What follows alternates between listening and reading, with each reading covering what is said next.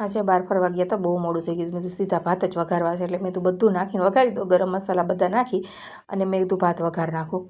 આ બધું થઈ જાય એટલે થોડો વઘાર થઈ ગયો એટલે હવે હિંગ નાખી દીધી. હિંગ નાખ્યા પછી મેં તો સીધી જ ડુંગળી નાખી દઉં.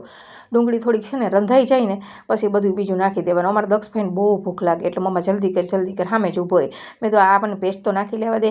એમાં ટમેટા અને મરચાંની મેં પ્યુરી બનાવી હતી. મેં તો આ પહેલાં નાખી લેવા દે મને, એટલે હમણાં થઈ જાય. મારે સામે દાંત કાઢતો તો મમ્મા જલ્દી કર. હા મેં તો ભાઈ જલ્દી જ કરું છું. આ થોડુંક શેકાઈ જાય ને એટલે પછી મેં તો સીધા બટેકા નાખી દો.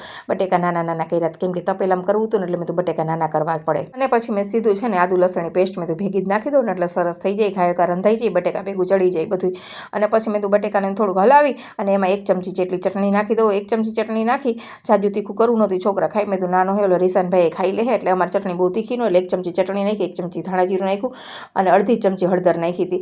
મીઠું નાખી દીધું 1 ચમચી જેટલું. અને પછી છે ને લીલી ડુંગળી મેં તો માથે નાખું, છોકરાને મસ્ત લાગે. ને પછી પાણી નાખીને મૂકી દીધું. પછી સીધા જ મેં ભાત નાખી દીધા. ભાત નાખ્યા પછી છે ને મેં થોડું હલાવી નાખ્યું. હલાવી અને પછી છે ને મેં સીધું પાણીને થોડી વાર હલાવીએ ને એટલે સરસ બધું મિક્સ થઈ જાય અને ભાત એ સરસ અંદર મિક્સ થઈ જાય મસાલા એટલે પછી મેં તું ઢાંકી દઉં.